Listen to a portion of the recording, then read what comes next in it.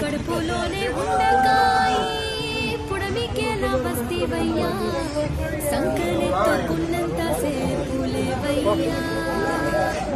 ఎంత దారుణ స్థితికి దిగజారిపోతున్నాయి మన వ్యవస్థలు. దేవుడని మొక్కే మీరు ఇలా చేయడం ఎంతవరకు కరెక్టు? అసలు వైద్య సంస్థ మీద ఉన్న నమ్మకాన్ని పోగొడుతున్నారు.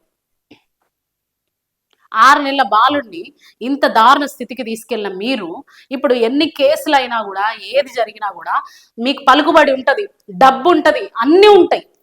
హాస్పిటల్ని ఒకవేళ సీజ్ చేసినా 1 నెల 2 నెలలు సీజ్ చేస్తారు. దాని తర్వాత మళ్ళీ రీఓపెన్ చేయించుకునే కెపాసిటీ కూడా మీకుంటది.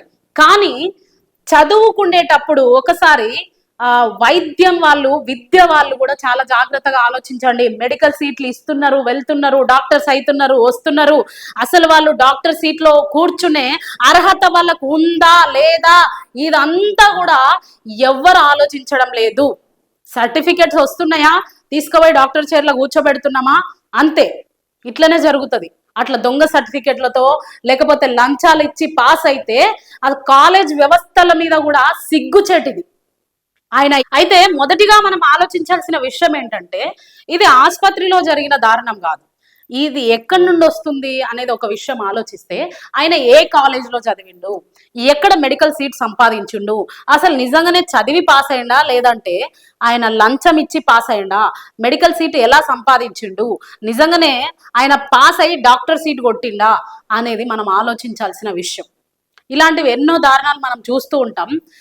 మరి ముఖ్యంగా ఆలోచించాల్సిన విషయం కూడా ఇంకొకటి ఉంది. ఆయన చదువుకున్న కాలేజీని కూడా బ్యాన్ చేయాలి. ఎందుకంటే ఇంత నాలెడ్జ్ లేని వాళ్ళను, ఎక్స్పైరీ డేట్ చూసుకోకుండా మెడిసిన్ ఇచ్చే వాళ్ళని ఆ యొక్క కాలేజ్ ఎన్నుకుంది. కాబట్టి ఈ స్టూడెంట్ ఎక్కడి నుండి వచ్చిండు, ఈయన మెడికల్ ఎక్కడ చదివిండు, ఎక్కడ చదివి డాక్టర్ అయినా, అసలు నిజంగా చదివే డాక్టర్ అయిందా లేకపోతే ఎలా డాక్టర్ అయిందా అని చెప్పేసి ఆయన చదివిన కాలేజీని కూడా బ్యాన్ చేయాలి, హాస్పిటల్ని కూడా బ్యాన్ చేయాలి.